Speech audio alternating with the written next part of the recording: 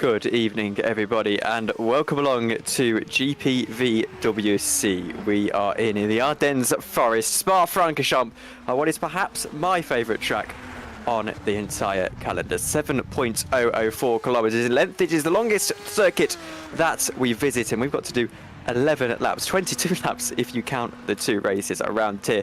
And what's more, in the wet. I'm Tom Dillon. Alongside me for this race this evening for Formula Sprint 2 is Ed Hunter. And Ed, I quite enjoy being on Formula Sprint 2. It's always the sort of curtain raiser to the 2 weeks of the GPVWC career ladder. And, well, this is, as I said, probably my favourite round of the season. I absolutely love Spa, and no less, I love to see my car topping practice.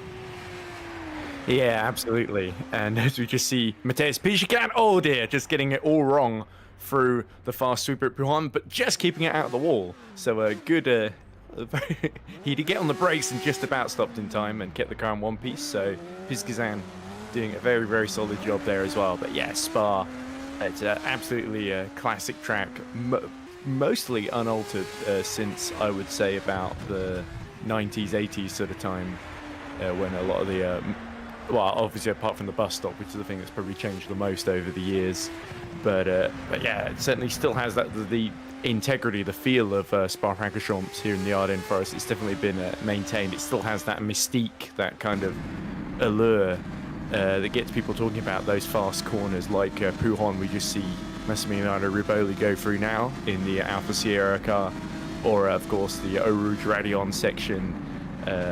And just so many that come to mind. Even the even La Source, the hairpin in the first corner, Lecum at the end of the Kemmel Straight as well, great overtaking opportunity as well. So many classic moments. You think of Hakkinen, Schumacher as well, going around either side of Ricardo Zonta in their battle for the lead, which Hakkinen of course won on that occasion.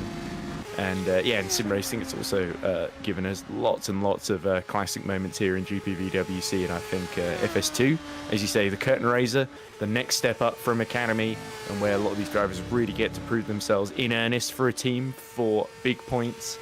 There's a lot up for grabs here. And of course, at the moment, Luke Mitchell leading by almost 100 points in the standings. He's had a very, very impressive run, of course, and he's looking to carry that on. Here's his teammate Riboli crossing the line now. What's he do, Tom? He goes top of the pile.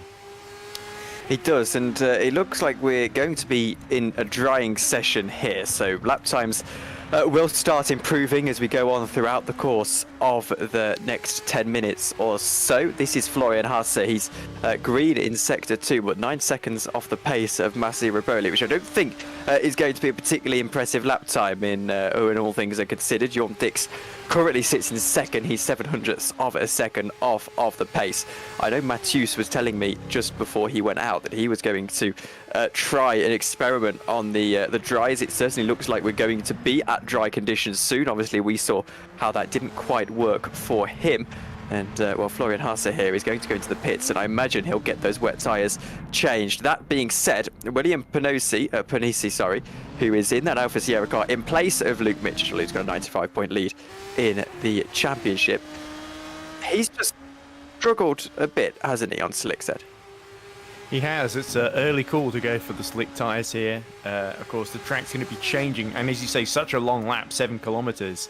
You're going to have bits of the track that are different to others, as Maxime Bouliot in the Optimal car sets a 2 minutes 15.8 to go top of the pile, just ahead of Magnus Ockenhaug then in the HP car. So that really shows you that the track is constantly going to be evolving throughout the next 8 minutes. Or as Panisi gets the exit of Lecum a little bit off track there. So that really shows the rears just aren't gripping. If you go a little bit offline here, then it is like driving on ice essentially on these slick tyres right now. No intermediates, I suppose. So it's really your full wets or one of the free slick compounds, isn't it, Tom?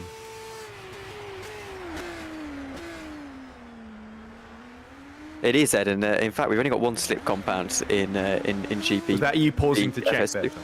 No, that was me starting my sentence, remembering that I had my mic on mute. Jorn Dix is going to go to pole position here by 6,000th of a second ahead of Maxime Bouliot. So it's really improving this track at a rate of knots. Massi Riboli knows that. He might just opt for the slick tyres here. Obviously, you have to do an in-lap in GPVWC.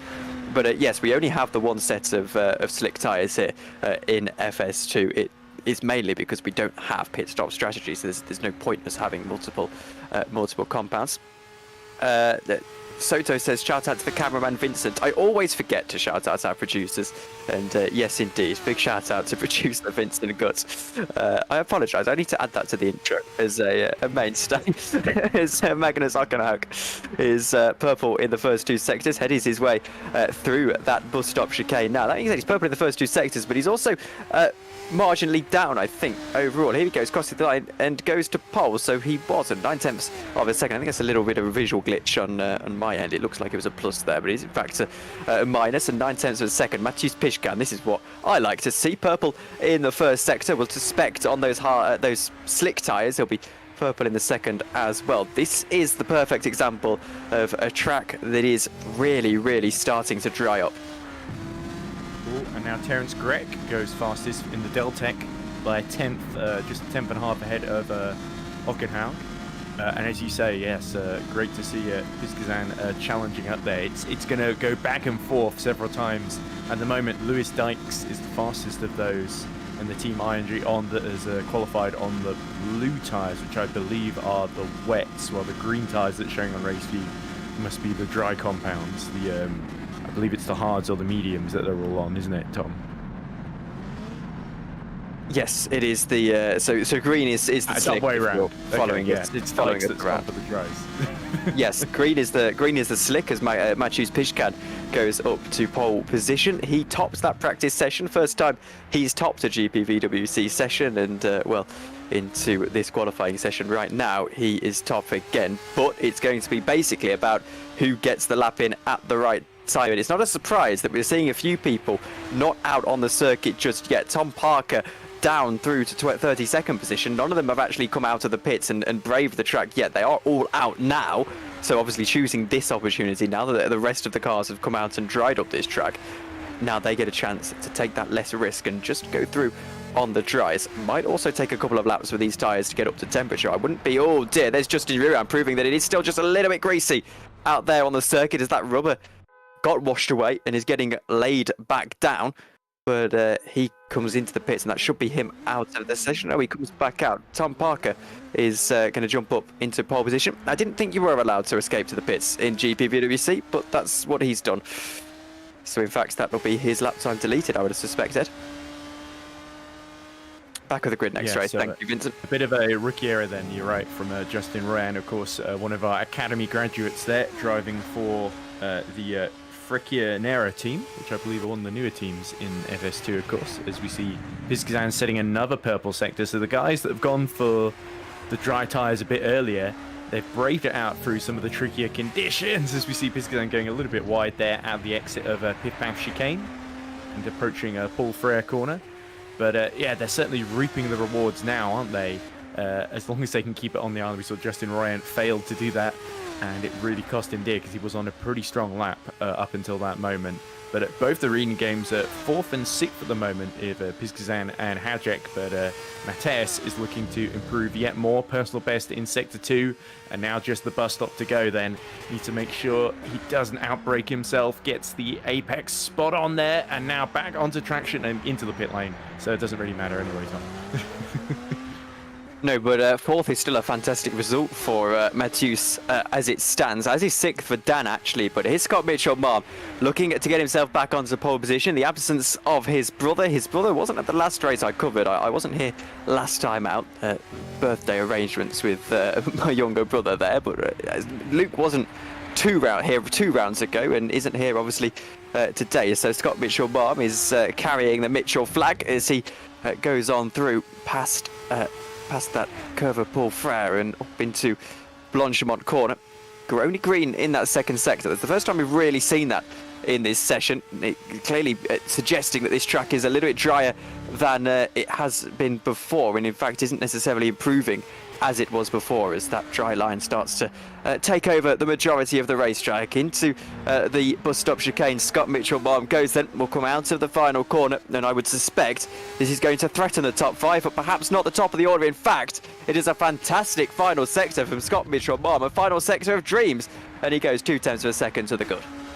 Yeah, and you saw he was being so careful actually through the bus stop there, just keeping it neat and tidy, not mounting the curbs too much. It was a little bit on sort of entry on the first curb. The bus stop, as we see Tom Ely losing the rear end through no-name corner as Scott Sovic gets himself in the academy car onto provisional pole. That's a fabulous lap there, nearly 3 tenths quicker than Scott Mitchell-Marm, who is no slouch at all. 2.5 minutes to go. The times are going to continue to tumble, Tom.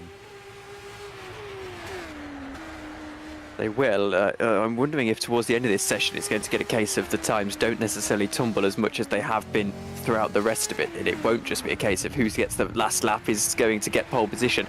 Tom Ely is suggesting that this trend is going to continue, though, for the time being. He's green in Sector 2. Obviously, our Factor 2 has also got a very, very realistic sort of wet-to-dry progression.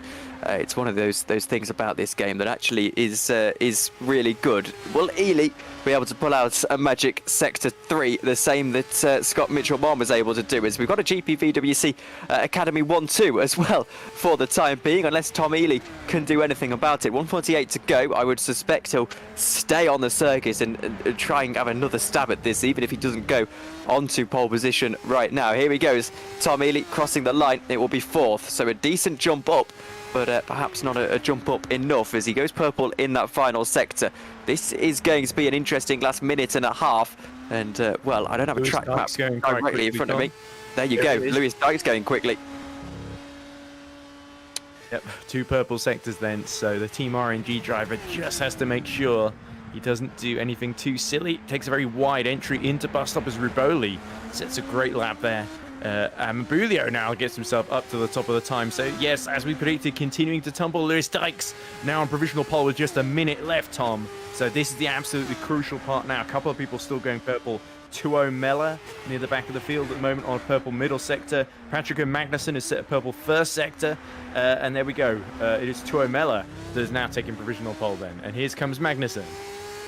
He's across the line and he's going to go onto pole position. Patrick Magnussen has won a race this season, and a pole position in a race 1 would be just what he is after. Leppit jumps up into 11th, so basically you want to be out of that circuit now and you want to be setting your lap time right now. There is so much going on in this racetrack. It's probably the most entertaining qualifying session I've watched so far in Formula Sprint 2. Maxime Bilou, purple in that first sector, only by 0.08 of a second. Well, Magnus Ockenhaug is going to go up into 3rd position. Tommy Kuvian into 6th. Scott Mitchell-Marm, he's into the pits. That's not an ideal situation for him, as he's going to fall down the order a little bit more, you would expect as well. Craig Patterson, he's just jumped up into 3rd position. Scott Sovic into 6th. Checker flag is out. Greik into 3rd. Everyone is going up the order and setting those fantastic lap times. I can see Craig Patterson was purple in that 2nd sector. We've not got any more purple sectors flying through. Maxime Bilou then, perhaps, is your favourite for pole position, Ed? He could be, but he's still got a couple more corners to go, and there's such high speed until you get to the bus stop. Look at him just putting the rear out as far as he can. Look at that delta. 0.9 of a second in the middle sector. Yeah, he's timed this absolutely perfectly then with the checkered flag out, but it's maximum pressure now. Maxime Bilou, really only 1 braking zone to go as he flashes through Blanchimont. And now that bus stop chicane coming then. So again, needs to make sure he doesn't go offline, needs to make sure he gets the braking point spot on into the apex. He comes and he keeps it very, very leisurely over the curbs. He's not trying to climb them too much, gets on the run on the power, and this could be the run to pole position. It is. By 1.099 seconds. Maxime Bilou, as it stands, is going to be on pole. A huge amount, but Matthews Pishkan jumps to pole by 100th of a second. Craig Patterson, he's not done enough in Sector 1, but at the moment it's Matthews Pishkan on pole position. Magnus Ockenhaug, he's purple in Sector 1, only green in Sector 2. Tom Parker jumps 4th. Bobby Vokenau into 4th himself. Tom Parker back down to 5th, so Magnus Ockenhaug now, this is the best chance he's going to get at a pole position FS2 for quite a while, you would suspect. This has got to be a perfect bus stop chicane. He's 0.09 up in Sector 1, 0.2 of a second down in Sector 2 and into Sector 3. And finally, the bus stop chicane. Will it be pole position for Magnus Ockenhaug? Perhaps our last challenger as well crosses the line. It won't be. He's only able to jump up into what looks like 5th position. Here's Mateusz Sokolski. He's 5 tenths up in Sector 2. What can he do across the line? GPVW Academy. He hasn't got a seat yet, but he has got 3rd. Not quite pole position. And by the looks of things, De Gruyt goes on to pole position. 208.7. And it's 300ths. Wow. So the top 4 separated by less than a tenth then in the end. Such tiny, tiny margins between them. But it is Terence Grech in the Deltec number 77 that has got pole position. Timed his lap absolutely perfect. I think it was just the case of last man over the line, quite literally, Tom. And Terence Grech made the absolute most of his opportunity. And that's the highest starting position for Deltec, certainly in a feature race that we've seen for a long, long time. What a performance from Mateusz, what a performance from Grech, what a performance from Bilu, and actually all of our main championship protagonists. Of course, our one championship protagonist, Luke Mitchell, isn't here, but the rest of them not necessarily finding themselves too far up the order, which is very interesting. And I have to say, as I said on the broadcast, this is probably the most entertaining qualifying session I've watched inside of FS2. We'll get your results to you in a moment before we duck out for a quick break heading into race 1. Terence Grech gets his maiden pole position in Formula Sprint 2. Mateusz Piszkan is on the front row for the first time for Reading Game Studios Racing inside of Formula Sprint 2 on race 1. Maxime Bilu in 3rd, Mateusz Sokolski in row 2 alongside him. It's Lewis Dykes and Bobby Rockenhaupt on row 3. Magnus Ockenhaug and Tommy Kuven row 4 with Dan Hayek and Craig Patterson rounding out the top 10. And then it's Sava Panasenko in 11th, Tom Parker 12th, Florian Husser and Oliver Taris on row 7, Justin Ruin and Luca Thylin, row 8. Patrick Magnusson and Noah Tuomello, a KV8 powerhouse, row 9, Scott Sovic and Dominic Schlabon rounding out the top 20. Big grid to date, 32 cars on it. Matti Riboli starts outside the top 20. Scott Mitchell-Marm alongside him on row 11. Jack Nichols and Jorn Dix, 23rd and 24th. Then it's Johannes Leppit and Luca Gray just behind them. Victor Cabello and Tom Ely, 27th and 28th. To round out the top 30 is Justin van der Smissen and Brandon Roberts. And then finally, it's Mihailo Vision-Tuvik and William Pernosi rounding out your Formula Sprint 2 grid. We'll be back in about 10 minutes' time for race 1 here in FS2 Spa.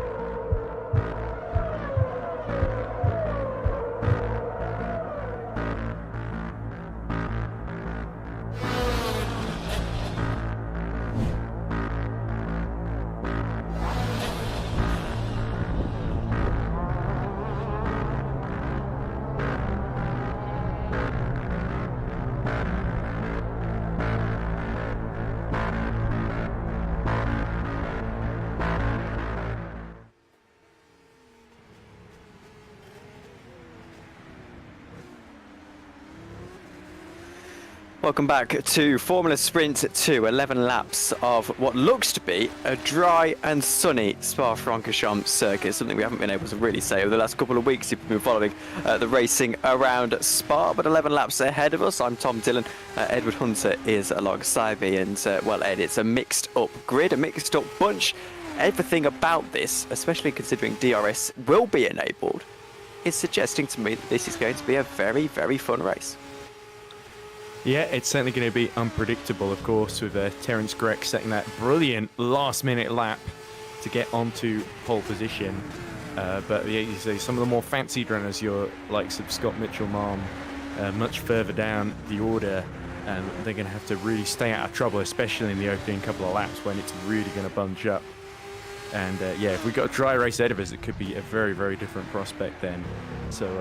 So yeah, it's sort of hard to know where to look. I know you're going to be very, very excited, Tom, because one of your cars is very, very near the front and looking to get a very, very good haul of points out of this. So, well, I guess fingers crossed to everyone, but of course, especially you, kissing you're in the commentary box with me. Yes, well, I'm gonna have a bit of fun into turn one, I'm sure, as is all the drivers. The fun and maybe a few heart attacks. Yes, well, yeah, I mean, it's when you stand here and you say, I don't care that much, you know, it is what it is, and then you know, you get faced with a chance, and Matthews wants his win as well. I think that's the thing. I'm trying not to be biased on the stream because, you know, there's 32 drivers here, only 2 of them are mine, but, you know, he's worked very hard for this win, so I'm rooting for him. However, I'm also here to see a good race, and I'd lie if I said I wanted to see Matthews here just pull away with it. I'd quite like to see a good battle for this one, and I'm sure we're going to get exactly that. I'm interested to see as well how our sort of lower order drivers, who perhaps shouldn't be lower order drivers, jump up through the field. You know, your Scott Mitchell-Malm, your Massi Rapolis.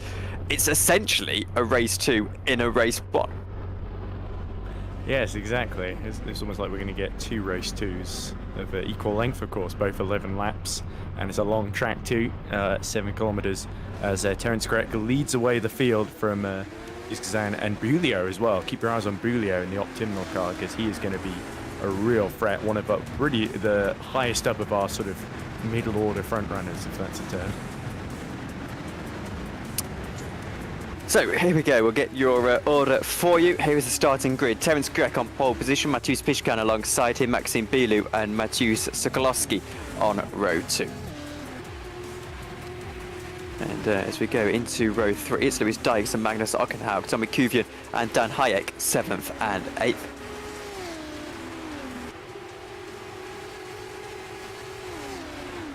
Craig Patterson and Tom Parker starts on row 5 with Florian Hasse and Justin Ruin on row 6. We did say it was a mixed up bunch, and well, Luca Thylin and Seba Panasenko row 7, Patrick Magnussen and Noah Tuamela, all KV8 6 powerhouse, row 8.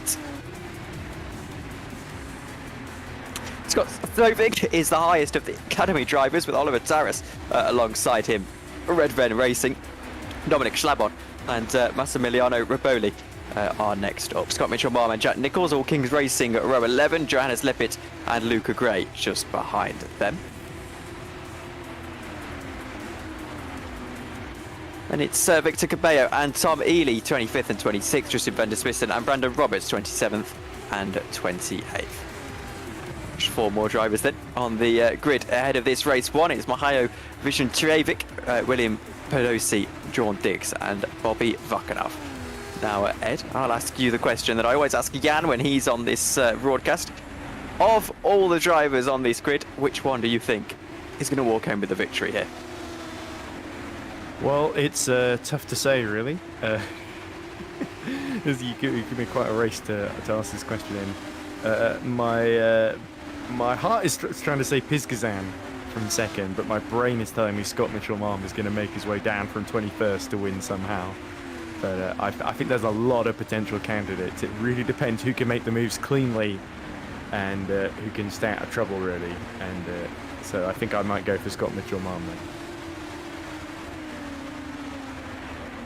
Well, it would be a task for him, wouldn't it, from where he's starting on the grid to get himself up the order. 21st position for Scott Mitchell-Malm. I have no doubt he's got the pace to do it, but I'm sure he he will give himself a bit of a chance.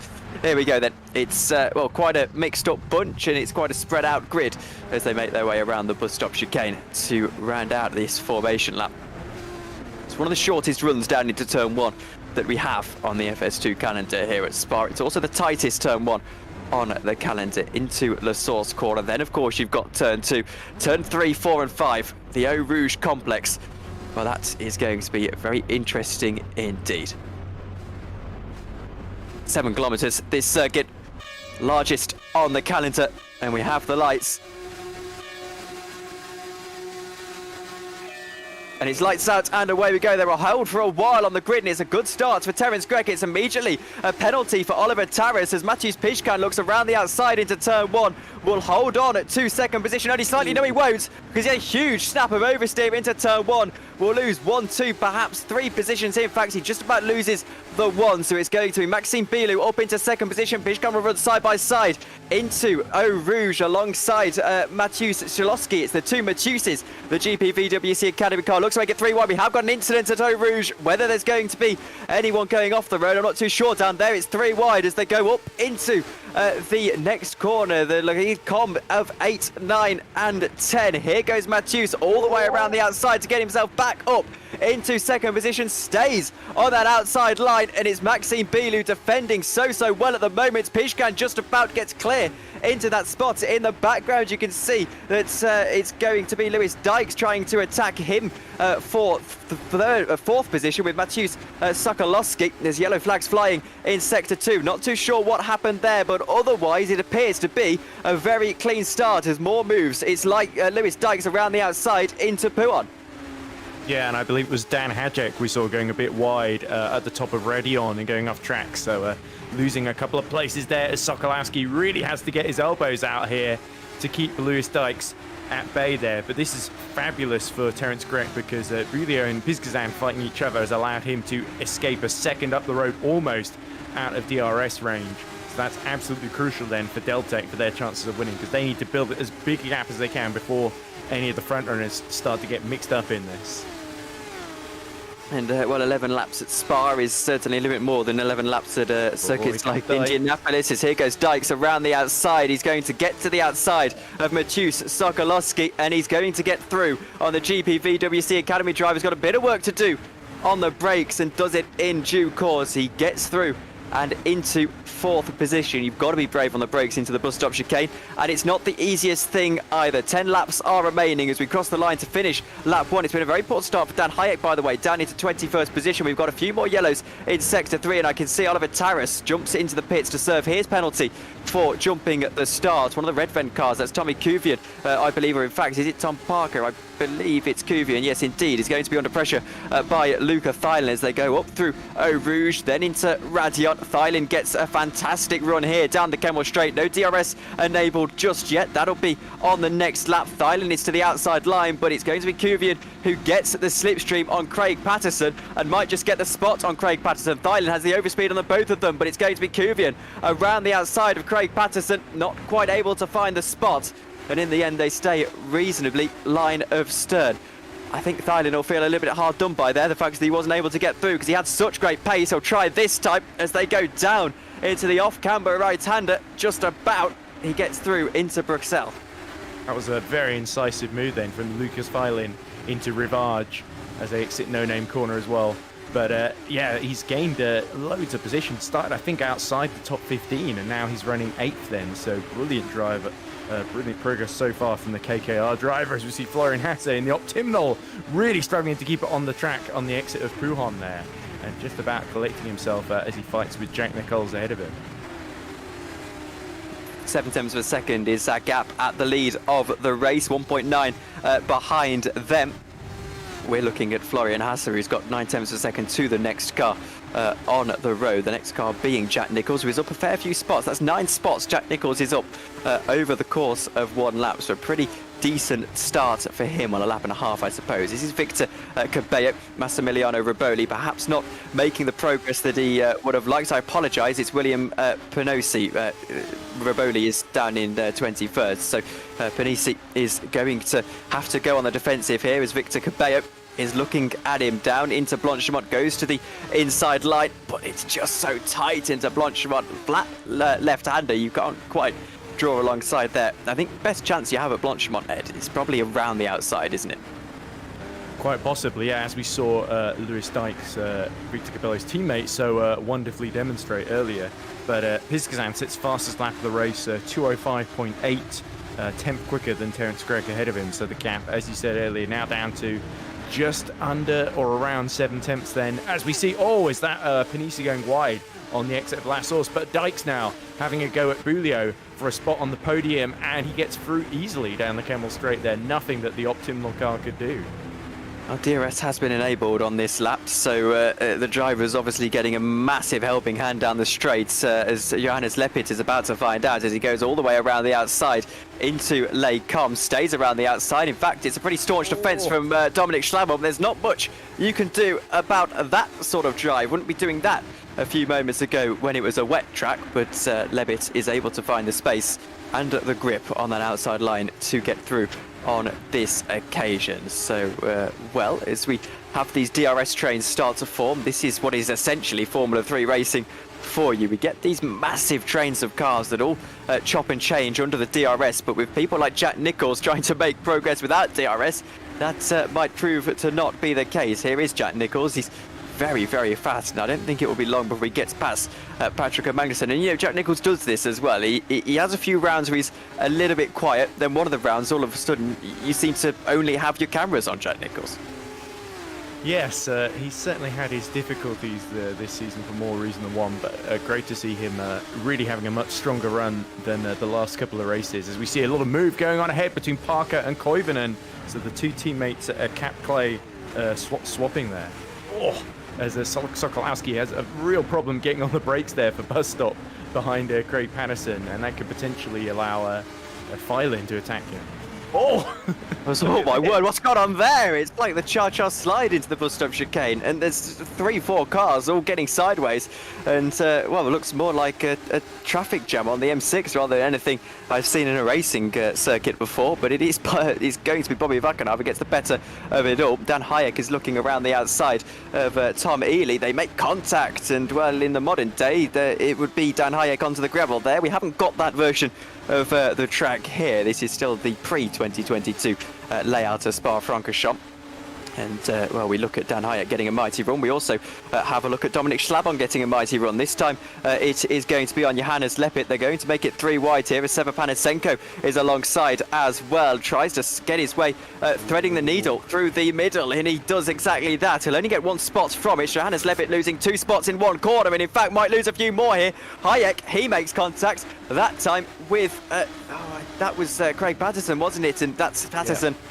Rounds. No, it's Tom Ely. Tom Ely. My apologies. It was Tom Ely. It was one of the 2 teammates. And, well, Ed, talk us through it. Still running up front in 6th. Yeah, so here we go. So Ely on the inside here. He's got in the priority 1. He's got Hadjek around the outside. There's a little bit of commotion up ahead.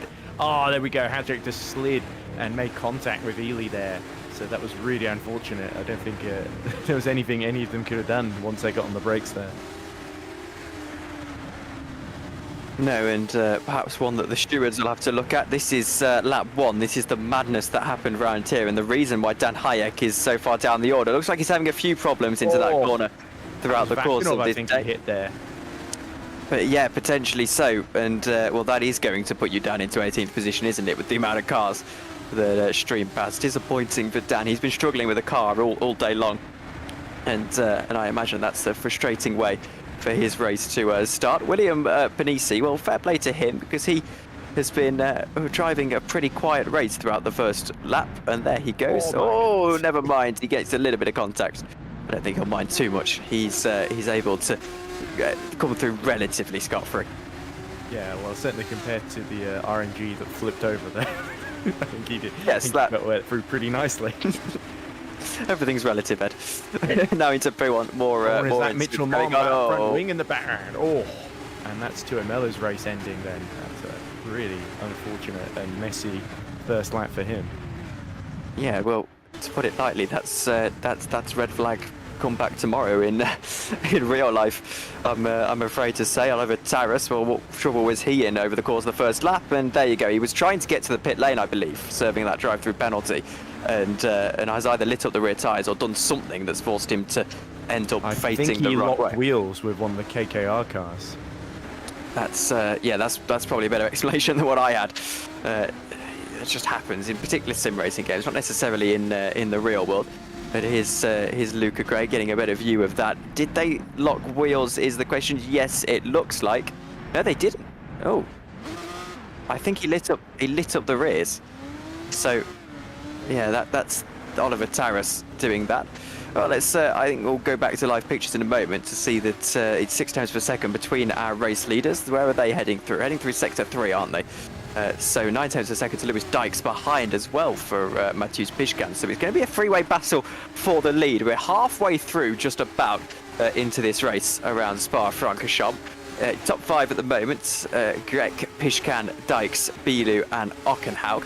We're looking at Craig Patterson. He's under pressure from Tom Parker. Tom Parker will fancy his chances, I would suspect, to win race 2, more so than race 1, but good points on their way in race 1 if he can get this move done. Up into 7th position, around the outside into the bus stop chicane.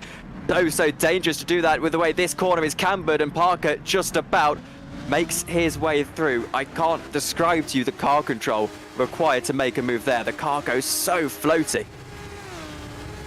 Indeed it does, Tom, and that was planned out well in advance, but you see Patterson really starting to struggle because Filin got past him while we were watching those replays. Jack Nicholls also getting past Patrick Magnussen to get himself into the top 10 then, but Patterson not giving up. He tucks back into the slipstream of Tom Parker as they go back uphill through Aruj and Radion as we see Sokolowski struggling to keep it pointed in a straight line for Aruj. Is Parker going to hold on? There's only a 1/10 of a second in between our 2 race leaders, but Piszkan's not quite able to do it. Here goes Jack Nicholls as well. Yeah, you're right. So it's going to be Patterson around the outside of Parker, Nicholls around the outside of the Academy car of Sokolowski, and Parker makes contact, and that's his progress halted to a stop because he's into the wall and he's without a front wing. That's a fairly costly error, and I'm not too sure how much on first viewing he had to do with it, to be honest with you, but there he is, pulls off to the side of the road. We've got, thankfully, replay cameras here so we can tell you. Rewind the tape slightly there as we just see what we saw before. Tom Parker then on board with the British driver down into the chicane he goes, and racing incident, my first instinct there, but slightly Parker's fault. Yeah, I think Parker might argue that Patterson didn't quite give him enough space there. That was sort of Nico, if you remember Lewis Hamilton, Nico Rosberg 2014, where Rosberg sort of, I think it was Hamilton turned in from the outside essentially, which sort of becomes the inside for the exit. But yeah, that felt, I think I lean more towards your view, Tom, racing incident between the two. But that's a big shame for Scuderia Cap Clay because they swapped drivers earlier, and now Tom Parker is DNF'd. And Koivunen is down in 12th, so a top 7, top 8 finish has gone begging. But here comes Lewis Dykes. He's caught rapidly up to the back of Piszczan and now is attacking at the bus stop chicane and setting himself up for the exit as they go toward La Source to start lap 7 then. And this is again playing into the hands of Terence Grech because that pressure from Piszczan, it's evaporating ever so slightly because he's defending rather than attacking. And you want to almost do the odd karting thing, put your hand over your shoulder, tell him to work together, and well, Piszkan's going to defend this. He's going to defend every position as hard as he defend the win of the race, because that's just how he drives, for better or for worse as well. He's doing a good job here. Might be under pressure here though, as Grech is going to well, get a gap that loses these guys DRS. So Piszkan probably going to get overtaken here as they go down into the chicane, and it's going to be around the outside is Greg. They're so close, they're making contact, they're rubbing wheels. Piszkan holds on to it yet again. Another very, very closely run defense. He almost runs Lewis Dykes off of the track. It's aggressive, and I don't know whether it's my blue car tinted glasses that are telling me that was just on the line but okay, or whether that was maybe a little bit over the line, Ed. Yeah, I don't think Lewis Dykes will be particularly happy because I think he felt he just about had that move done and Piszczan just stubbornly refused to give up. But that was great defensive drivers. So fortunate they didn't lock wheels there because I was certain we were going to see a repeat of what we saw just a few laps ago for poor Tom Parker. happening to Piskazan and Dykes, but they avoided disaster just about with some compliant driving from Lewis Dykes, thankfully. And yeah, they're able to continue, but now the gap between Grek and Piskazan is 1.2 seconds. So yeah, that's a mistake, I think, on the lap before it allowed Dykes to close in. Or I think Dykes has just got great pace at the moment as well. His previous lap was a 206.2, so he was 4 tenths quicker than Piskazan. 1.2, the gap then to the lead of the race. That little skirmish hasn't particularly helped those two guys in their pursuit of that race win. I mean, P2 will still be a fantastic result for Matthews, but I don't think he'll be happy if it's not the race win. Here goes Dykes, round 2 then. We'll get to the inside line this time into La Source. Usually that inside line into La Source is going to see you get the position. They'll go for the dive, and he'll be so close. Runs Matthews a little bit wide. That's, well, karma for before, I think, from Lewis Dykes' perspective. Going to get through. Runs Matthews off the road slightly. Matthews is going to have another stab at it, though, as they go up through Eau Rouge and Radion. That's a fantastic camera angle, isn't it? We're going to see just how fast that reading game car is in a straight line. Matthews is going to open up the DRS and get a righty run around the outside. He's got slight slipstream as well from Greg as they go down into turn 7. Around the outside, Matthews Pishkan, will he get later on the brakes? He will. They're still side by side as they go now through turn 8 and into turn 9. Pishkan still trying to hold it. Lewis Dykes stays side by side. They make contact. Pishkan gets through. Dykes almost spins round. It's good car control for him. And, well, these two, to say that they've taken the gloves off, that would probably be a little bit of an understatement. Yeah, Mateusz Piskazan as he goes off track again at the exit of Rivage there. And as we see Riboli desperately trying to make progress past, that must be Scott Sovic he's fighting with there in the Academy car. But yeah, you saw when Piskazan was on the outside, he did not back down like Lewis Dykes did. And so Dykes on the inside, it was so lucky they both didn't spin around there. But now the gap, with just a couple of laps remaining, is 2 seconds between Piskazan and Grek in the lead. So it looks like Deltec may be on for a shock first win of the season, Tom. And, well, it's been a mature drive from Terence Grek, who perhaps has been gifted by the people behind him, battling as furiously as they are. But he's been careful here because Belu's got some right old pace, and he's catching up with these guys battling. Here goes Dykes around the outside into Blanchemont. He's not going to find the space. We'll go for a switchback move through Blanchemont. If he pulls this off, that is one of the most nice-looking moves I think I'll ever see. Around the outside into the bus stop chicane. They're so close. Pishkan doesn't give him a great deal of room. Grek goes off the road. What chance is that now? 9 tenths of a second in between our race leaders. There'll be DRS for both of them. Dykes on the inside line again into the source. Pishkan's not going to give it up that easily, though. He goes around the outside, keeping his foot in. Dykes runs him off the road slightly. Enough space, though. That's a fair pass. And now these two are going to go for round 3, round 4. I'm not even sure. It's like a heavyweight boxing match. It will go all 11 laps if they have to. All the way through Eau Rouge and Radion they go. Pishkan looks at the inside line. He wants to be... Oh, they both make contact, and it's a disastrous crash. Disastrous crash, and it ends in heartbreak for both Pishkan and Lewis Dykes.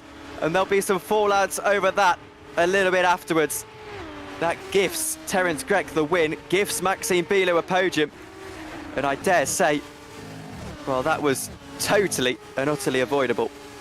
Yeah, look, Mateusz just gets a little bit too close in the wake, and look at how violent the impact there was, especially for Lewis Dykes.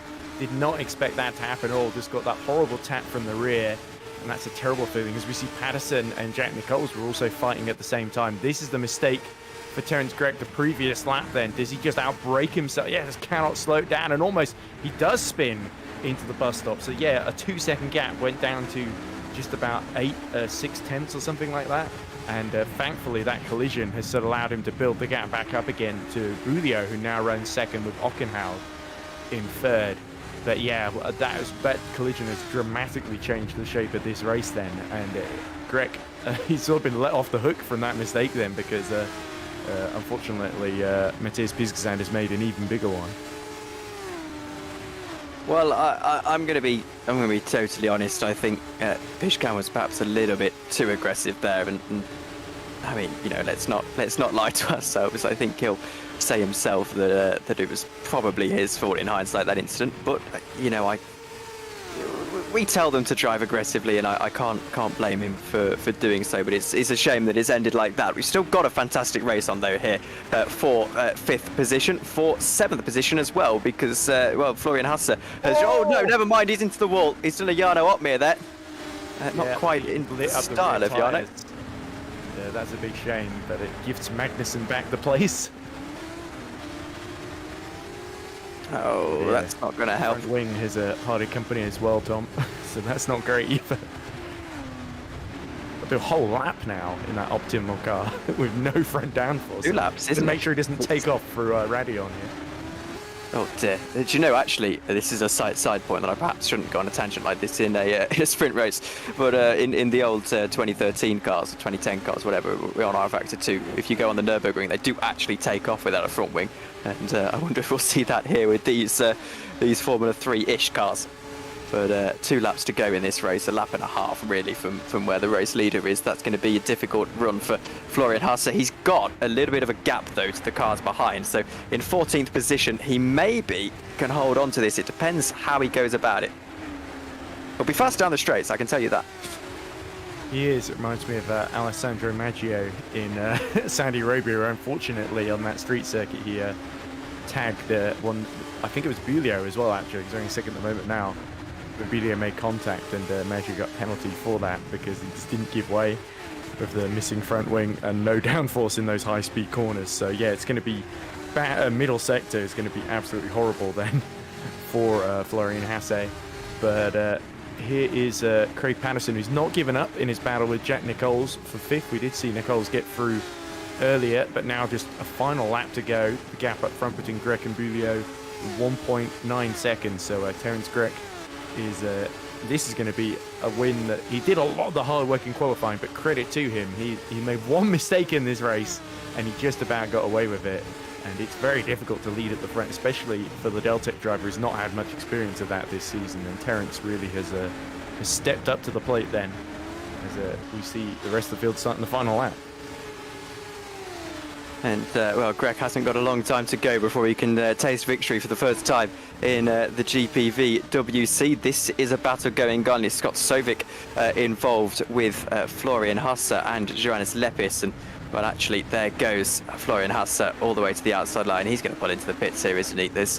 Well, you've got to get that changed, really. He doesn't want to drive another 7 kilometres with that going on. If that was a road car, you'd be straight to the garage. So why any different for a race car? Yeah, it's due an MOT for sure, and I don't think it would pass. Probably just about the same price as an MOT as well. Magnus Ockenhaug is battling Maxime Bilou for 2nd position. These two are battling as well, but I want to get a shot of that to see if Ockenhaug is going to find his way through, because that's for 2nd position. Maybe this 2nd position will be fought a little bit less hard than the previous 2 did, but Ockenhaug has got his work cut out if that's going to be the case. Yeah, certainly Magnus Ockenhaug has had his big shining moments this season, and here comes another one that sort of presented itself as he goes pretty much all 4 wheels off track through Pujon, trying to get as maximum speed at the corner as he can to just cut those little few tenths of a second that might give him the run towards the end of this lap. But time is very much running out here, and Bulio, as long as he defends into bus stop, there should be no way that the hut performance of Ockenhaug can get through here. Yes, absolutely. Just a couple of corners to go for Terence Grech before he picks up a win. An unlikely victory stemmed from a wet qualifying. What it actually turns out to be is, with 1 more corner to go, a light to flag victory. 11 laps of Spa-Francorchamps and 1.4 seconds might just be the winning margin. Most nervy corner in all of racing when you're in the lead. Here he goes to take the checker flag and to win in Spa-Francorchamps. What a drive from Terence Grech. He held off so much pressure this afternoon. There's side-by-side action into the bus stop chicane on the final lap, and there's contact. Vakanov gets through into 8th position. Sokolovsky wanted to get alongside. They made contact. It's got very close and personal, but it's Bobby Vakanov who gets into 8th position. A fantastic finish. It's what overall has been a pretty fantastic race, Ed. Yeah, certainly lots and lots of tension, lots and lots of action, and tears and tantrums, no doubt. But yeah, Terence Grech, as you say, lights the flag, a bit of a shock to see him get on pole, and let alone winning the race, but absolutely thoroughly deserved, and really showing what he can do on what's a proper driver's circuit as well. So Deltec are going to be over the moon with that, because they've not had a great deal to cheer about this season, and that win is really going to help them in the team's championship. It will, and well, we'll get your race results in just a moment's time. But Ed, was Terence Gregg winning this race on your bingo card? Nope. I went for Scott Mitchell-Marm, and he just about recovered after losing his front wheel in the first lap into the top 20. So that shows that I predicted very wrong indeed. But I did say it'd be unpredictable, and that was the safest bet I made. Yes, and I think actually putting it nicely in chat is Aviation Chad. Terence kept it cool apart from that one moment. Well, we're all allowed one, is what I always say. Terence Gregg wins then from Maxime Bielu. Magnus Ockenhaug rounds out the podium. Luca Thylin in fourth, with Jack Nicholls recovering to P5. This is what I mean about Jack Nicholls. He recovers to top 5 after starting outside of the top 20. What a drive from him. Craig Patterson, 6th position. Patrick Magnussen in 7th. Bobby Vakenhoff, Mateusz Sokolowski and Tommy Kuvian round out your top 10. Sever Panasenko finishes in 11th, with Dan Hayek in 12th, Dominic Schlabon, Tom Ely and Jorn Dix, your top 15, and all in reverse grid contention. Johannes Lepit is in 16th, Massi Raboli just outside in 17th, Scott Sovic, Scott Mitchell-Marm and Brandon Roberts, your next page of results. And it's Oliver Taras, Victor Cabello, Justin van der Spissen, Florian Hassa and William Panisi, your next 5. Mihailo Vishentevic is in 26th. Luca Gray, Mateusz Pishkan, Luca Gray, last finisher, Mateusz Pishkan, Lewis Dykes and Tom Parker all DNFing from the race. And finally, Noah Tuamela and Justin Ruin also pulling in to the pits to retire. We'll be back in about 5 minutes' time for race 2 here in Spa.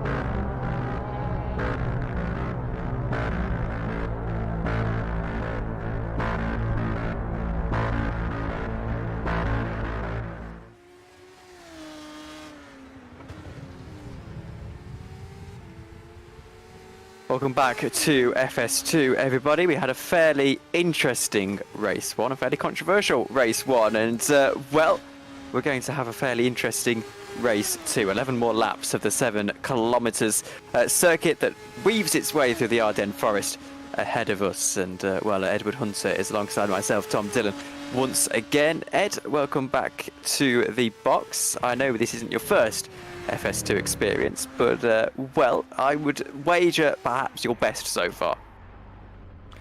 Well, I don't know. I don't tend to compare races to races, but so looking at it in isolation, it was certainly good fun. Although Terence Gregg really was able to just control things up front and get that for his first win in FS2. Of course, he did previously participate in Formula Challenge, but he's not competed since it was renamed, profiled, recategorized as a Formula Sprint 2. So definitely a landmark win, and certainly for Deltec, who were second last in the championship in a battle with RNG to finish 14th. That's certainly crucial victory for them to get those points. And of course, Lou Dykes crashing out in the incident with Piskazan makes it even better for Deltec Racing. But we've just got the reverse grid race to go now, and that's going to be very, very interesting to see if we get the same thing happen again. And in fact, it's more good news for you, Tom, because I've just seen the announcement. Well, I'm glad we got onto it. Reverse grid number is 12. Dan Hayek is on pole position.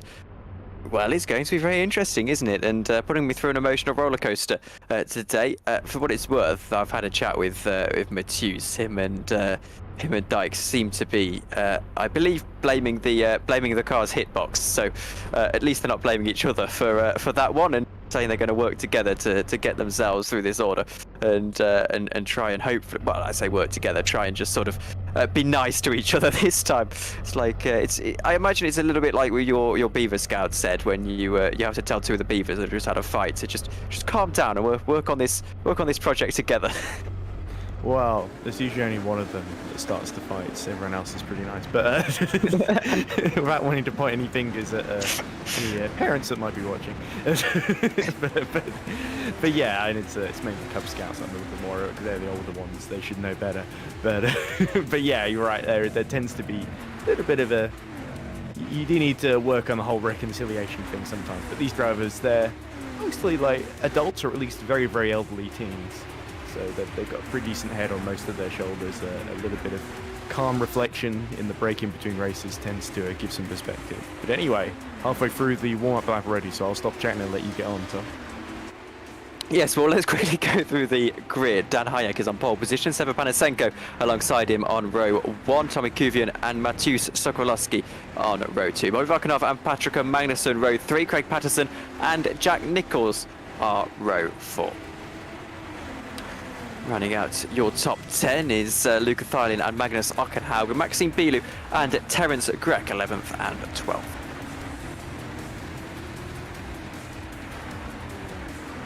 Then it's Dominic Schlabon and Tom Ely, 13th and 14th, Jorn Dix and Johannes Lepit, 15th and 16th.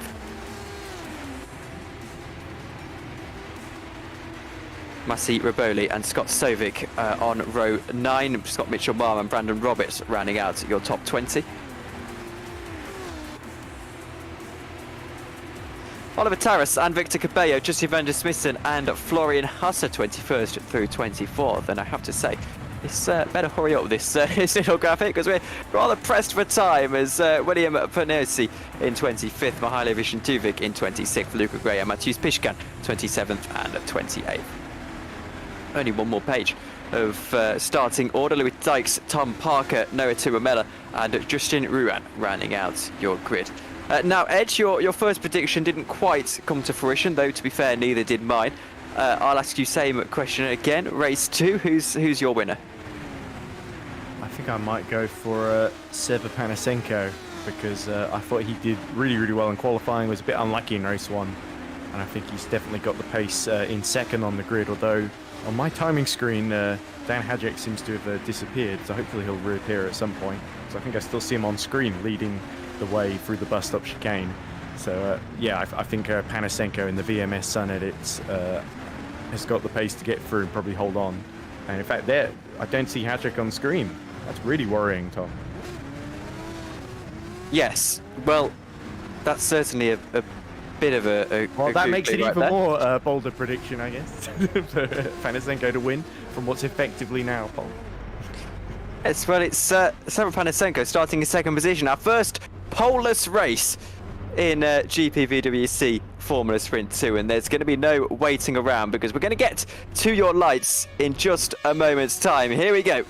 Panasenko starts in second, but he starts first on the grid, and it's lights out and away we go. And it's a good start from Seba Panasenko on that outside line. Now it's a clear run into turn 1 for Tommy Kuvian, but he hasn't got the greatest of the starts. He's under pressure as around the outside goes Mateusz Sokolowski all the way onto the curve, the Nigel Mansell line into turn 1. He's going to try and hold it into the Eau Rouge corner. Down that inside line, it is going to be Tommy Kuvian in second spot. Now on that inside again is Patrick Magnusson, gets himself clear to third. Not quite clear as, oh my word, Mateusz Sokolowski almost having a colossal accident through Eau Rouge and up the hill into Radion. This is side-by-side action between Bobby Vukanov, I think that is, and Luca Thailand. It is. Bobby Vukanov goes down the inside. There's Luca Thailand, sorry, alongside Jack Nichols. Jack Nichols gets to the inside line and gets ahead. He goes up into 6th position. It was Luca Thailand, I apologise. Craig Patterson alongside Jack Nichols. Luca Thailand cleared to 4th then, as everyone else has had a pretty clean lap 1. Yeah, that start from Magnussen was amazing. Oh, no! And it's that Magnussen, right as I was praising him, getting it all wrong and coming together with Jack Nichols. Oh, dear. But he had an amazing launch off the line, and it's such a shame that that immediately happened to him right as I was praising him. So that's quite literal commentator's curse almost preemptively happening there. But, yeah, that really... not only just horrible luck for Dan Hadrick, horrible luck for Magnus Ockenhauer. The oh no was perfectly followed by my pretty clean lap 1 there. It was that was incredible, but there you go, not a clean lap 1 because we've had a pretty huge incident. Tommy Kuvian then is in 2nd position after it all. Seva Panasenko still leads the race, 1.5 seconds. He is clear after the majority of this first lap. Magnus Ockenhaug is in 7th, and he is right behind and pressurising Bobby Vakanov here into Blanchimont corner. They'll go through that left-hander, and will he get to that inside line into the bus stop chicane? Indeed, Magnus Ockenhaug will. Is late on the brakes. Is he late enough on the brakes? But not quite. Bobby Vakanov holds firm. Got a little bit of pressure in front of him because Maxime Bilou is causing a little bit of a Constantina effect. Bilou now will go to the outside line, try and get himself through into turn 1. It's going to be Craig Patterson.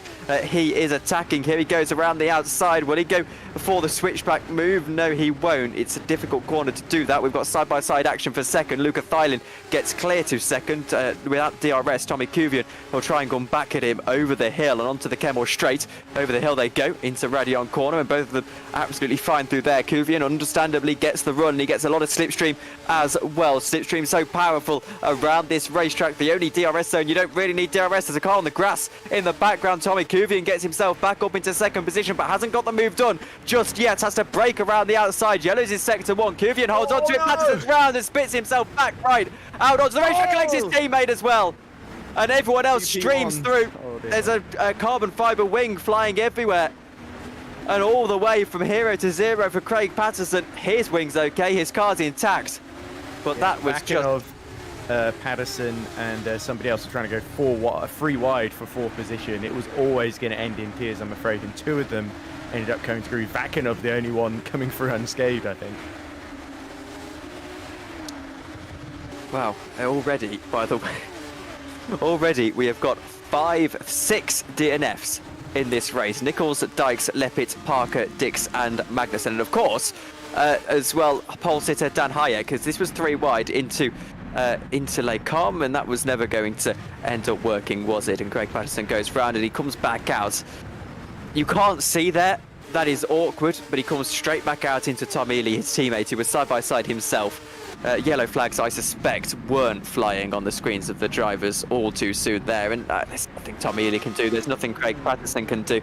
It's just one of those things. I mean, technically speaking, under the rule book, Craig Patterson shouldn't have been coming back out to try and get himself spun around just yet, but he couldn't see what was coming, and well, there was a big accident into the final corner as well, wasn't there? Let's have a look at what happened here, Ed.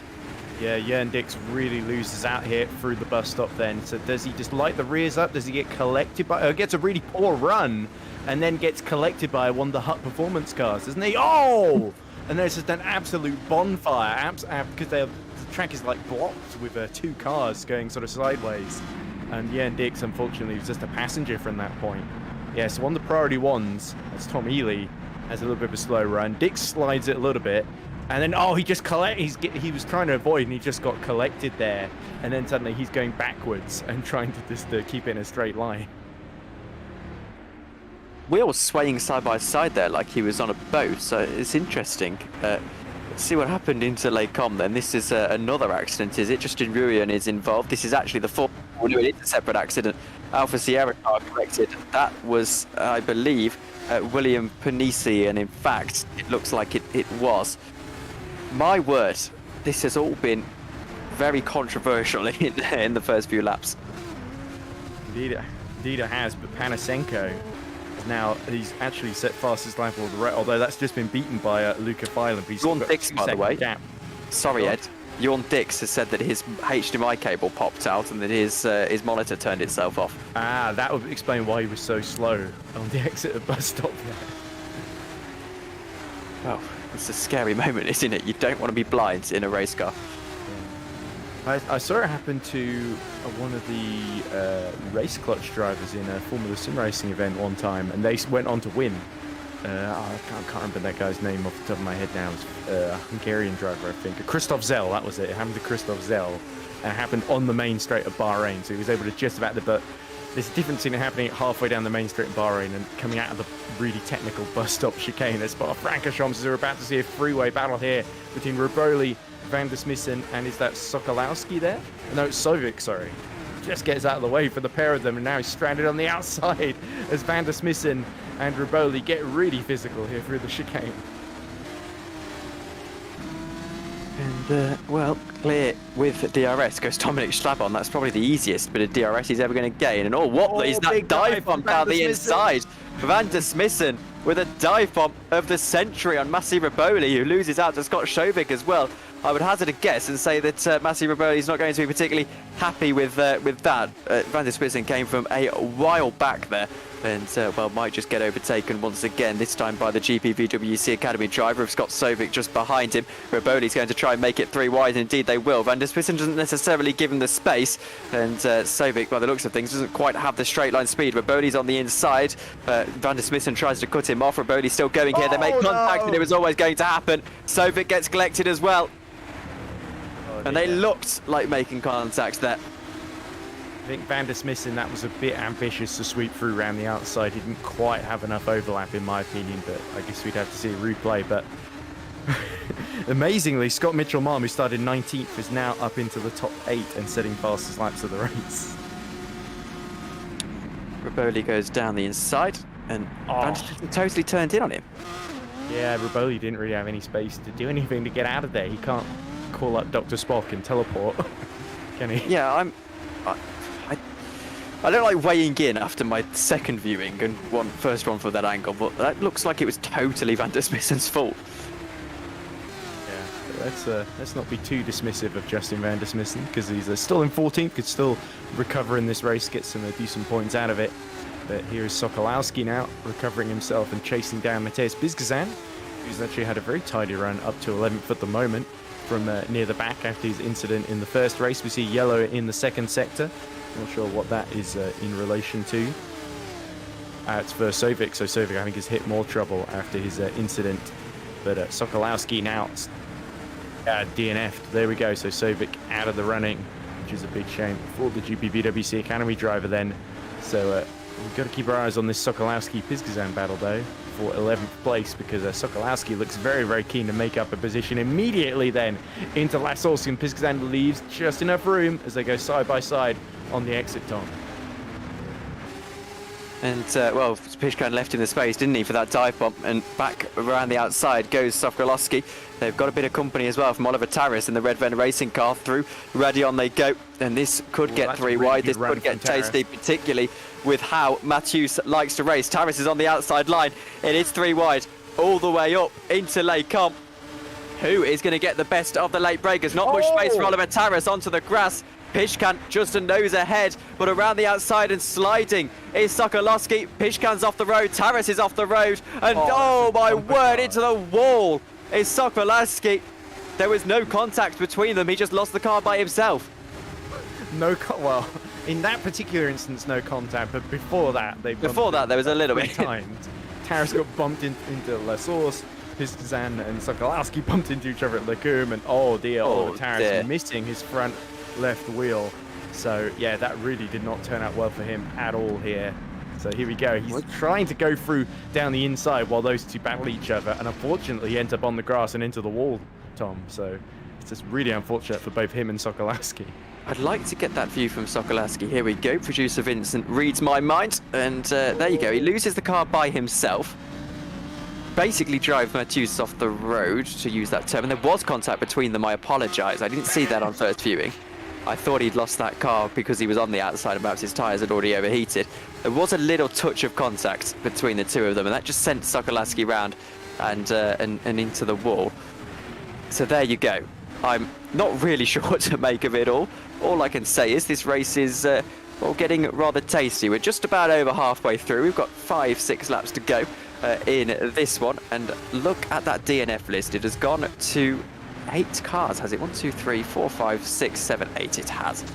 8 of our 32 runners. I hear it. No, to Mela, made it from P9. Yeah, the very back, 22 positions up to P9. So almost Scott Mitchell similarly gaining 11 positions. He's trying to make it 12 here because he's right behind our race 1 winner Terence Grech, who himself is battling Maxime Boudiot, who of course finished behind him. And here we go, up the inside goes Terence Grech into Lecum, and he's given plenty of space there. Beautiful move from the Deltec driver. Oh, but he doesn't quite pull it off, and around contact is made, and Scott Mitchell has to take evasive action there. So not as clean as I hoped it would be from Terence Grech. So I was perhaps a bit, I spoke a bit too soon there. You kind of have to as a commentator, unfortunately, Tom. Yeah, well, if you're reacting to everything, it's it's not going to end well. But this race is, yeah, half its reaction, half it's anticipating that what you're reacting to will stay the same in the next half second.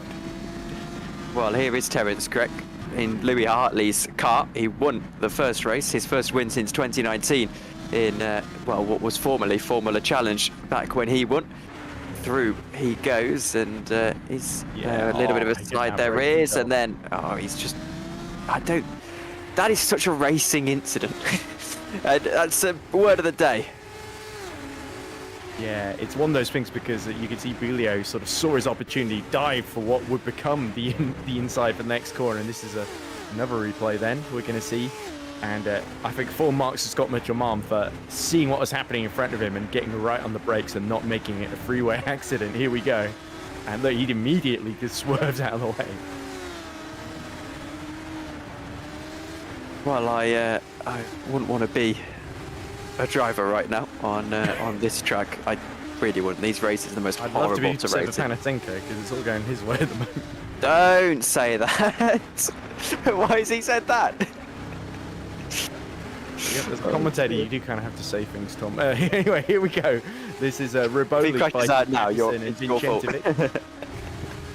Well, he's got a pretty comfortable lead over Filin at the moment, so I wouldn't, I certainly wouldn't wish anything bad to happen to him, because I did predict him to win. So here we go then. Riboli gets a lovely run then out of La Source, all the way downhill through to Eau Rouge, and Radion they come. Gets right into the slipstream of Patterson, who's had a bit of a difficult race 2 thus far, but is still finding a way with Mihailo Vincic. I think I've butchered that name. There we go. Yeah, I've been corrected there by Vincent Gutt in the broadcast direction boxes. Round the outside goes Luca Gray as Riboli is delayed, and then go through Lecum and actually make contact, and Gray has to back out there. So yeah, this train, everyone, a bit of a concertina effect behind Patterson then, as Vincentovic is actually being cleared here. Up 7 of 11, and well, Ed is right.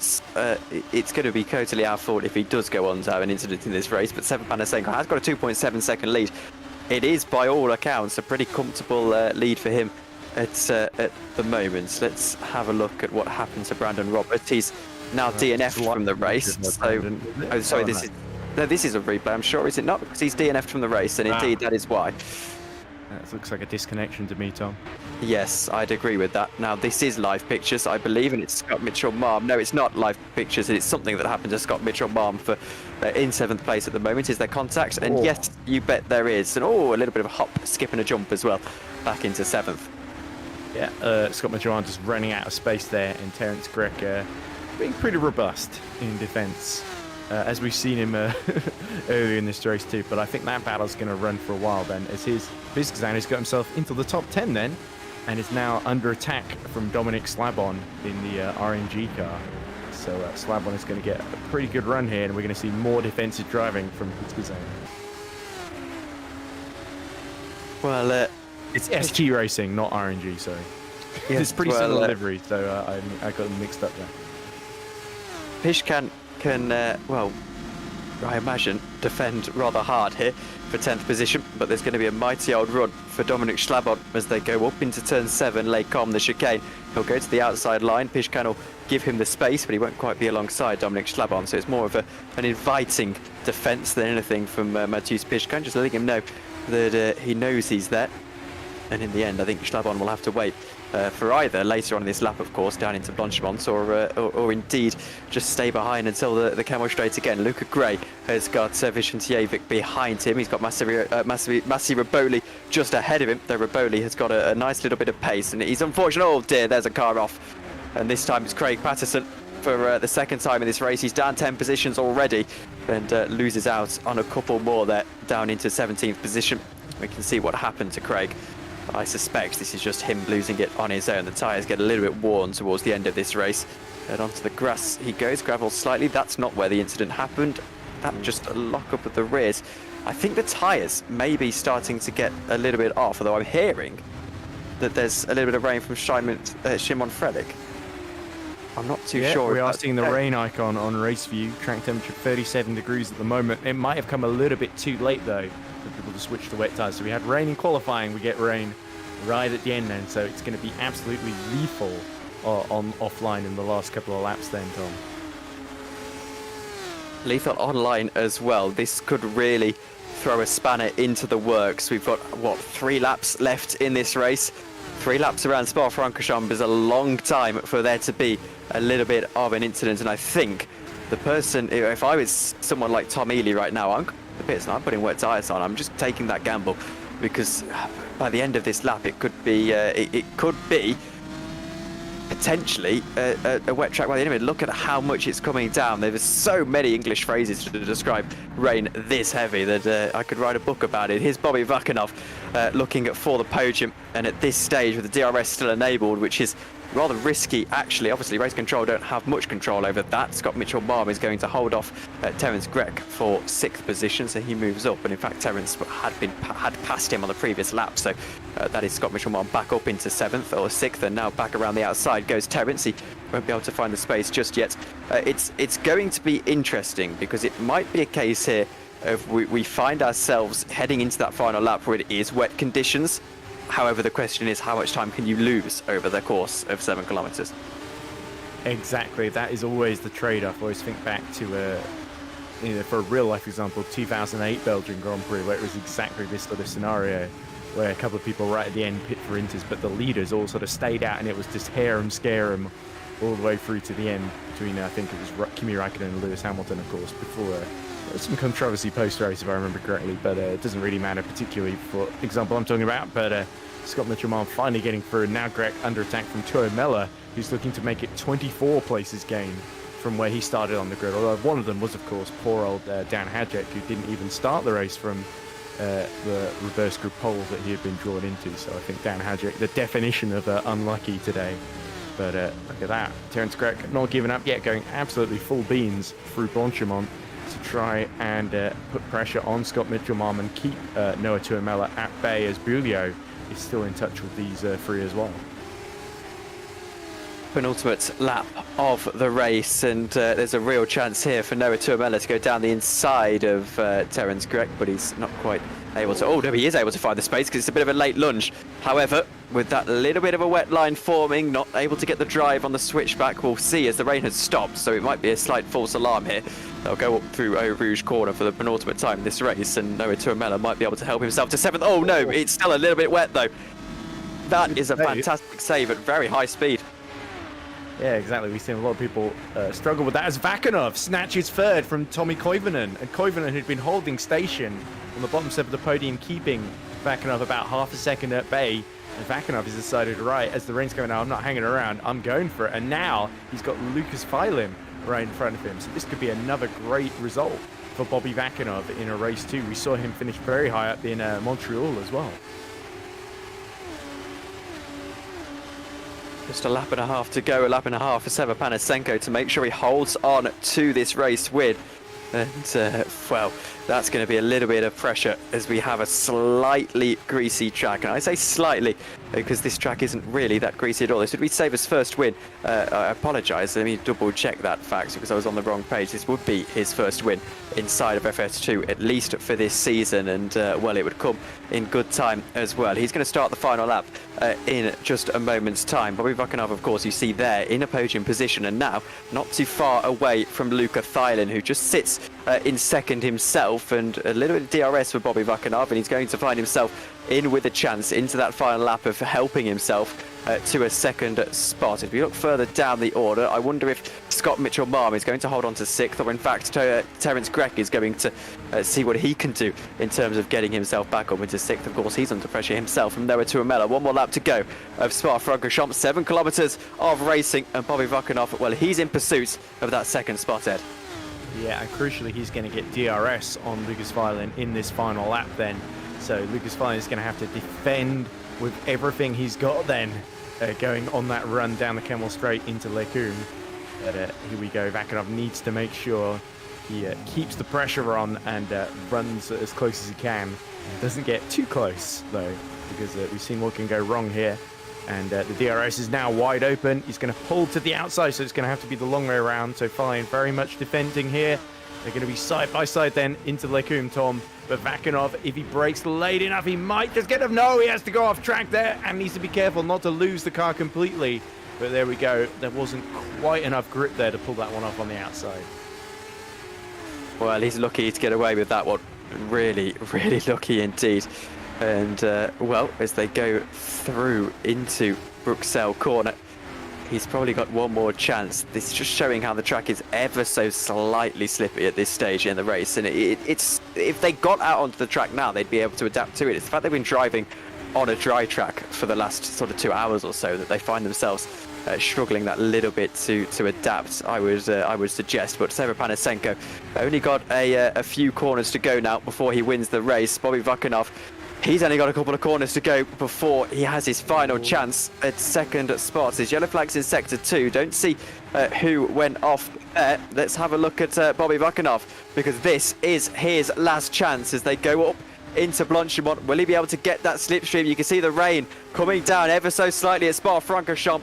Just a little bit too late for these guys on the circuit. They won't really feel the effects of it. Into Blanchimont they go. This should be the last chance for Bobby Vakanov as they go into the bus stop chicane. Seva Panasenko, he's about to cross the line. He's about to win his first race in FS2 this season. Seva Panasenko lights to flag victory in Spa-Francorchamps. 5.8 seconds right now, the winning margin. What can Bobby Vakanov do as they come up to the line? It won't be side by side. It will be Luca Theilen holding on to second. Bobby gets a very good third, but Panasenko, it was 5 seconds across the line, that winning margin.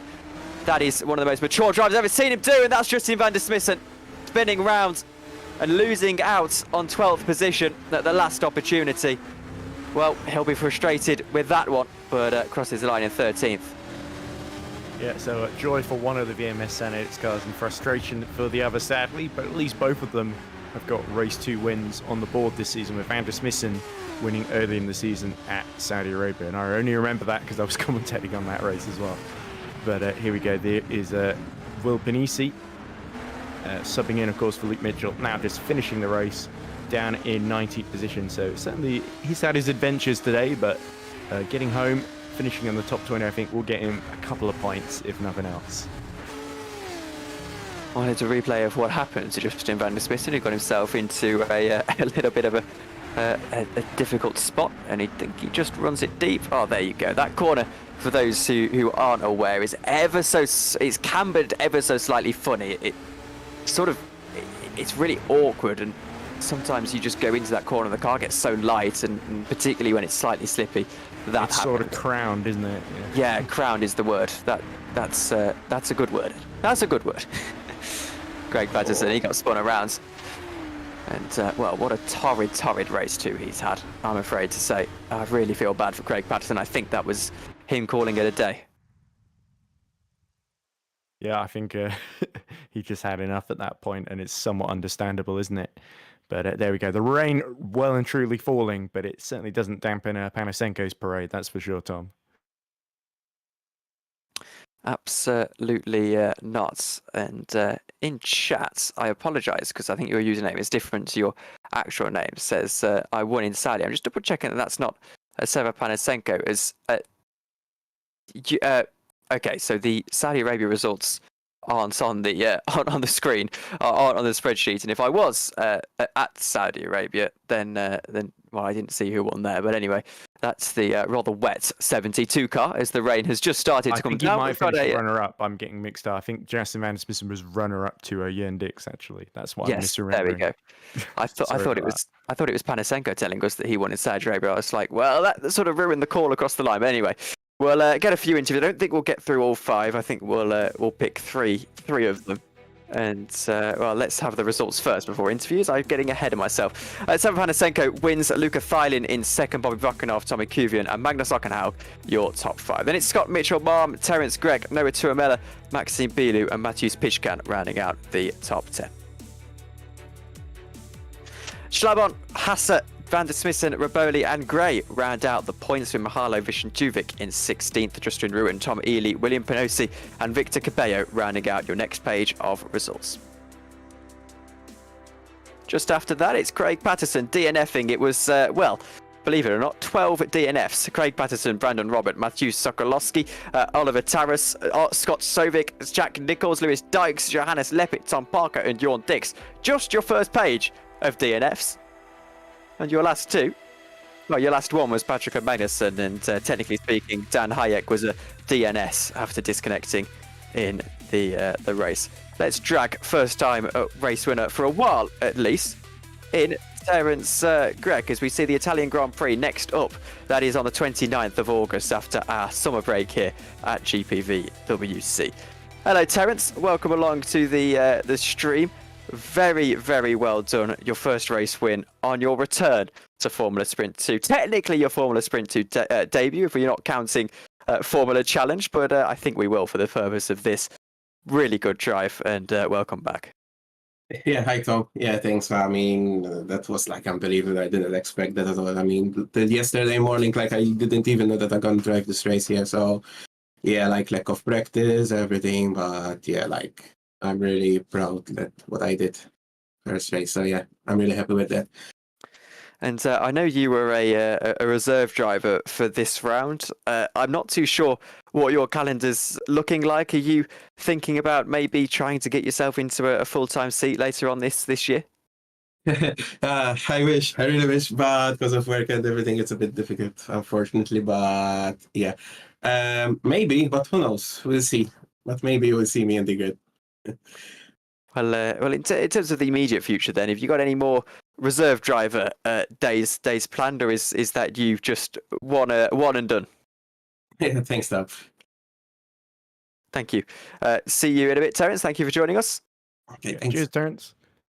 I mean, that last one was a question, but we'll say bye to him anyway.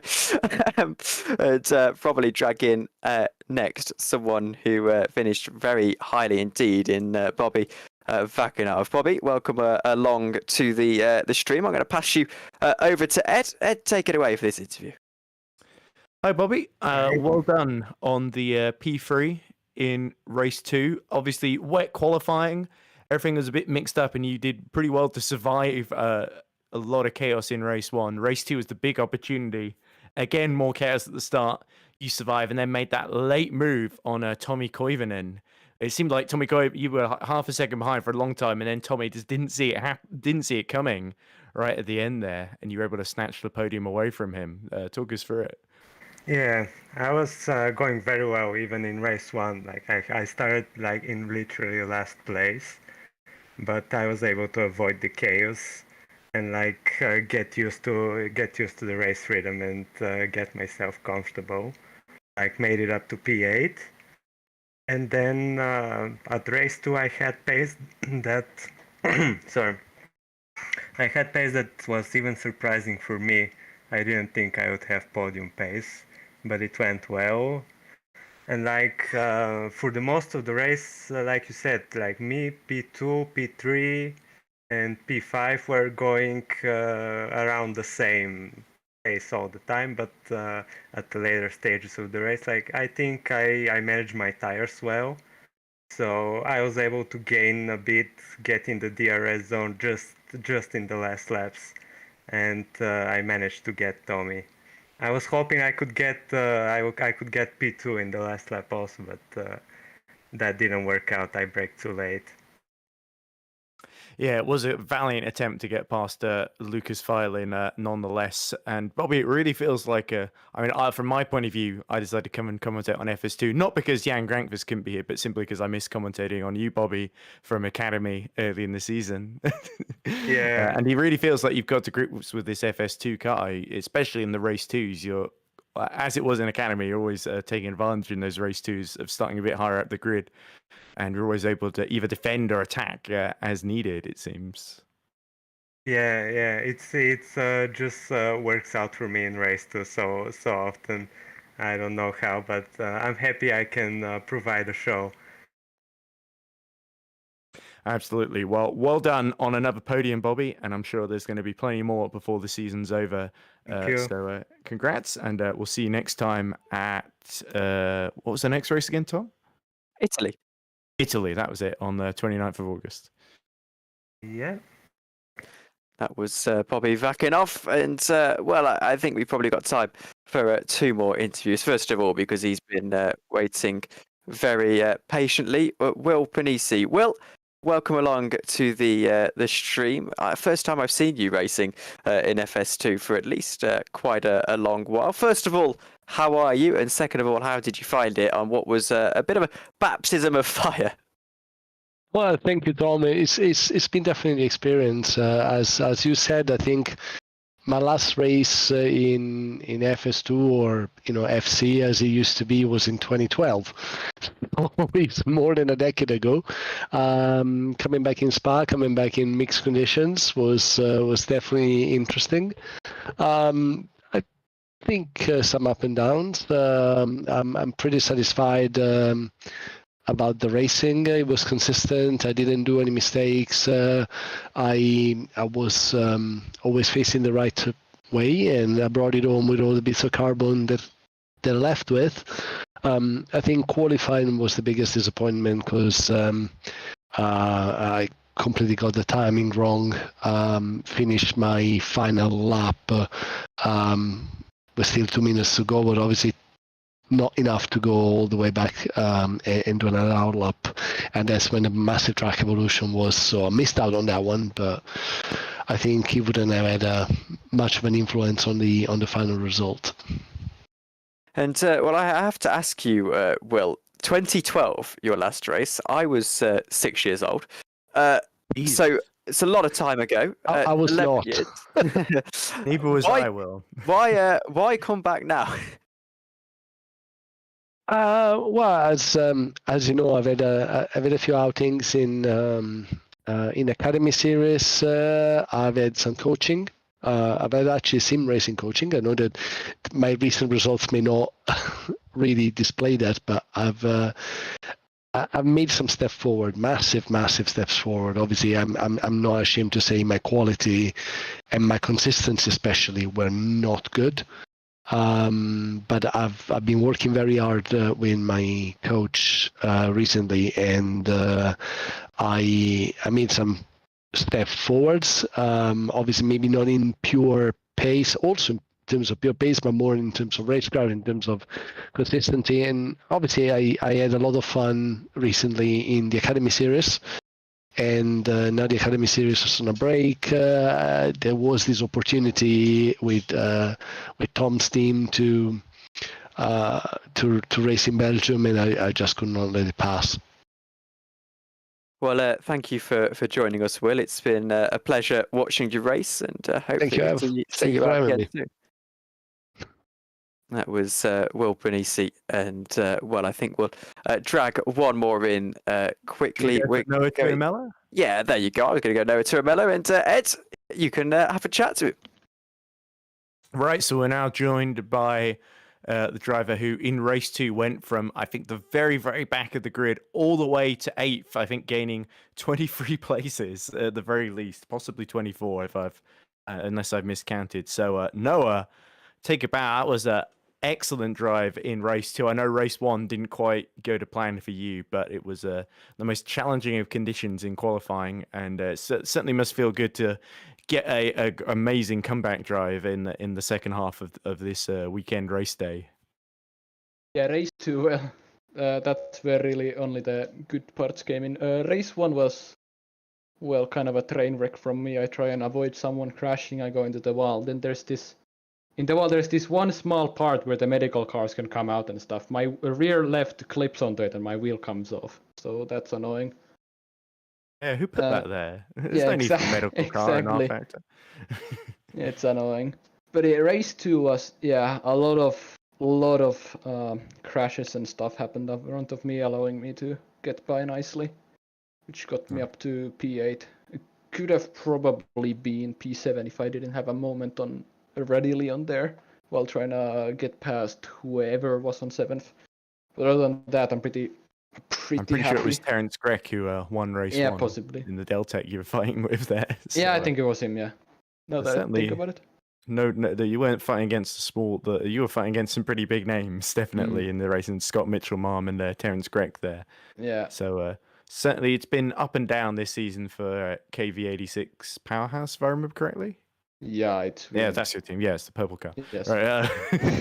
Right, but yeah, you've finished on the podium a couple of times, and this wasn't it. Weren't you on pole in Canada as well? And there's certainly been some highlights this season for you, and you certainly got to feel that coming into Monza, you got to feel take some confidence going into there after that, especially after that comeback drive. So, despite conditions being challenging, your pace has certainly been on display. Yeah, my pace has been on a gradual incline of improvement. I guess you could put it that way, but I guess I have pretty good motivation up into coming into Monza. I feel like at least from my experience, the track is pretty easy because of, well, last time I remember it's mostly straights. So we'll see how that goes. Yes, just got to make sure you brake in time for the chicanes as well. But yeah, the straights, having straight line speed certainly doesn't hurt at Monza. It doesn't hurt at Spa either, come to think of it. But anyway, thanks for talking to us, Noah. Congrats on the P8 and banking more points. And we look forward to seeing you in action and putting on more wonderful overtakes when we get to Monza in a few weeks' time. Hope I'll see you in 2 weeks, hopefully. Thank you. Bye. Well, you might be Jan Grankvist rather than me, but oh yeah. Thank you, Noah. Thank you. So we can start to round out the stream, I think. Ed, thank you very much for joining me. I'll just ask you quickly for your final thoughts. Well, it certainly was mixed up by the rain, but I think you can't. I think in both races it was very, very worthy winners in Terence Grech and Seva Panasenko. I think Panasenko was especially impressive in that race too. I think once Dan Hajek sadly got disconnected, we didn't see much of Seva Panasenko because he just rocketed away and won by nearly 6 seconds in the end. Although Luca Farlin, I think, kept him pretty honest as much as he could. But yeah, the big hitters couldn't quite come through. I think the only one who was quite able to was maybe arguably Scott Mitchell-Marm, maybe in race 2 was able to get him from 19th to 6th, which I think was a pretty decent return. But yeah, I think some impressive, first time winner in Seva Panasenko and a returning winner for the first time in a long time in Terence Grech. So certainly great to see some variation, but. No real big changes in the championship. South Africa, it's still Luke Mitchell leading by quite a long way. He's still 95 points ahead of Roy Seifert. Then I don't know if anyone's actually overtaken Roy Seifert after that one, but we'll have to see. I think it's probably as you were going into Monza, but certainly a great pair of races on their own and unpredictable all the way in those fights for those podium positions. Thank you very much for joining me, Ed. Thank you, Vincent Gutt, who's been in the virtual production booth this evening. As ever, thank you everyone for watching. And thank you, Ed, as well. We'll see you all in a few weeks' time for Monza, but of course, the rest of the career ladder also happens over the next few weeks. Keep your eyes on the YouTube channel for that. But for now, thank you very much for watching. I'll see you all later. Good night.